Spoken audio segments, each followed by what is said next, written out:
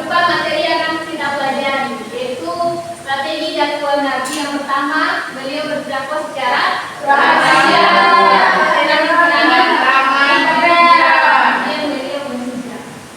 Dakwah yang pertama itu rahasia. Jadi setelah mendapatkan perintah dari Allah melalui wahyu, maka Rasulullah mengatur strategi dakwah di kalangan masyarakat Quraisy.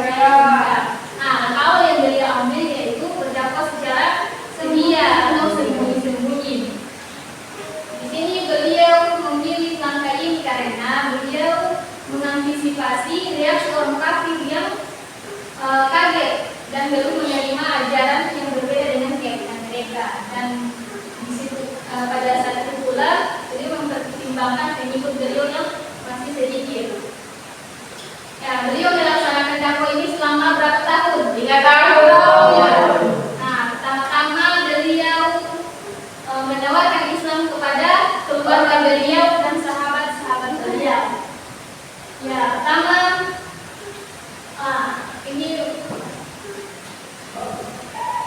beliau menawarkan kepada Khadijah bin istrinya.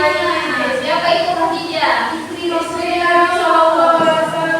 Ya, kemudian beliau juga ini merupakan orang-orang yang pertama masuk Islam ketika diajak oleh beliau. Ada Khadijah, Zaid bin Harith, Ali bin Abi Thalib, Abu Bakar As-Siddiq. Nah, mereka ini disebut apa? Orang yang pertama masuk Islam. Ya, benar sekali. As-sabiqunal awwalun. Nah, kemudian ketika beliau ini juga ada sahabat-sahabat yang masuk karena melalui dakwah dari Abu Bakar As-Siddiq. Oke, itu dakwah yang pertama. Strategi yang beliau ajarkan. Beliau gunakan pertama. Dan yang kedua itu beliau berdakwah secara terang-terangan. Nah, dakwah terang-terangan ini disampaikan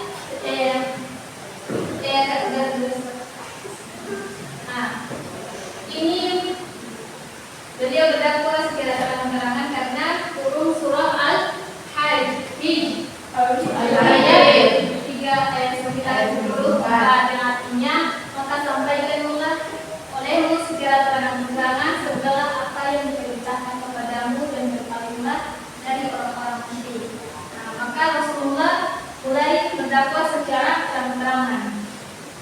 Jadi Nabi ketika perintah ini turun, Nabi Muhammad mengundang Bani Hashim dan beberapa orang Bani Muttalib bin Al-Manaf.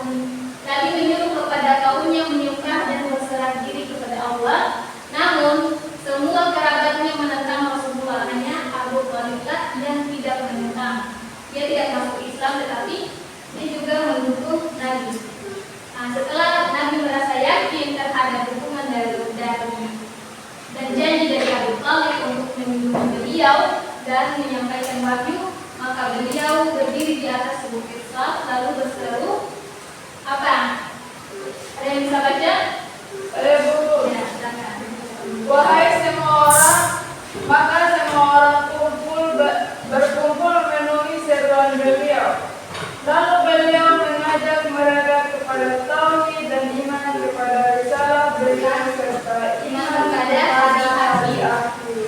Ya, ketika beliau menyampaikan itu, maka Abu Thalib angkat bicara dan dia berkata, celakalah engkau untuk selama-lamanya. Untuk inikah engkau menunjukkan kami? Maka pada saat itu turunlah surah apa? Surah Al-Lahab. Maka sejak saat itu pun Islam tersebar luas dan terdengar di seluruh penjuru muka. Tetapi kaum kafir Quraisy itu merasa terganggu dengan dakwah Nabi karena kepercayaan mereka mulai dipermasalahkan dan berhala-berhala mereka ditantang. Mereka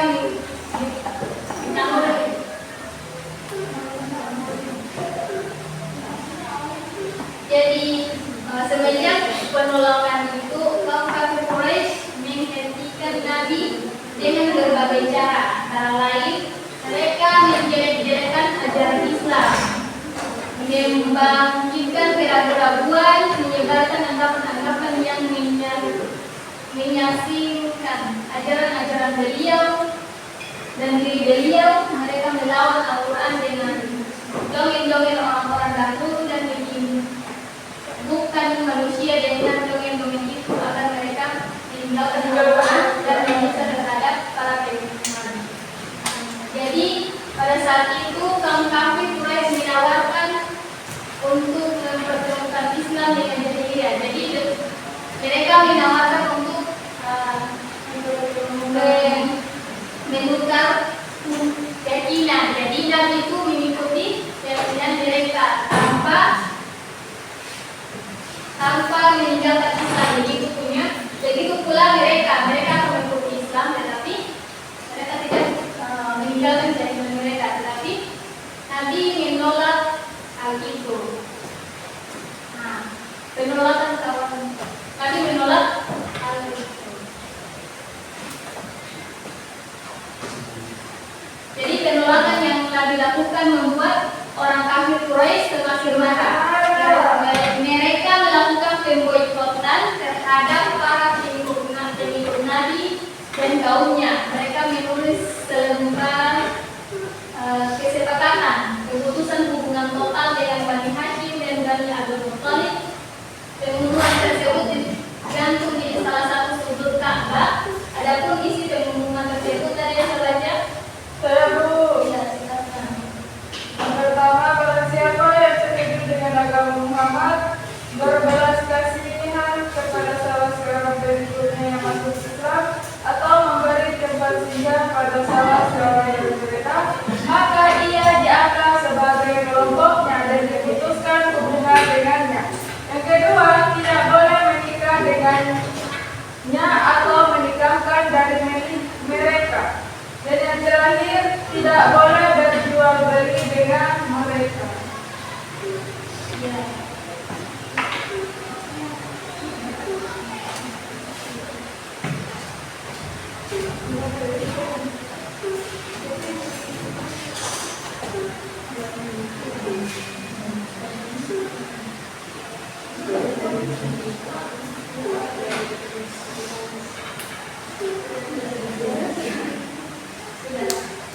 Ya, mungkin sampai itu ini materi yang Ibu sampaikan. Sudah mengerti? Alhamdulillah sudah Bu. Oke, kalau sudah Ibu akan mengetes. Mengetes apakah kalian sudah paham atau belum. Nah, coba buka di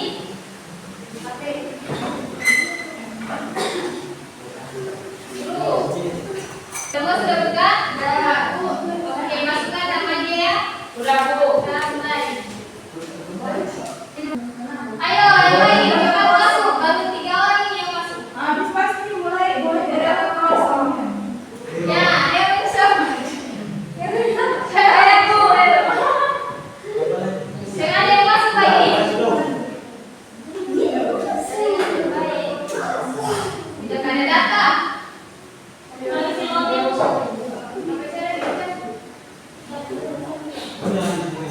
Langsung masuk, kan? Masuk. Sudah Bu, ayo maju. Berapa orang salah?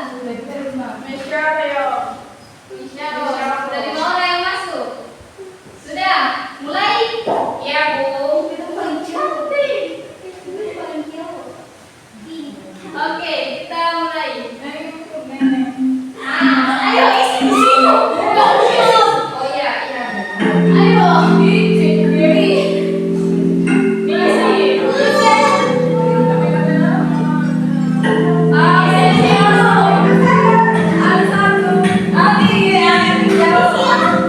Isi katanya ada.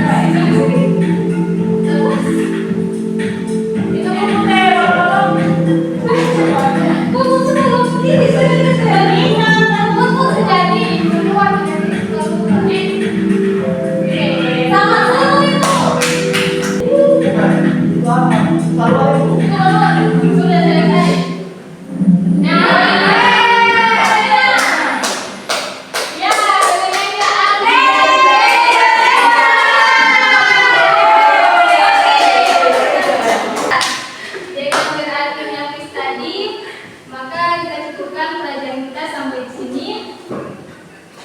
Sudah paham kan semuanya? Paham, Bu. Oke, mari kita tutup dengan mengucapkan hamdalah. Alhamdulillah.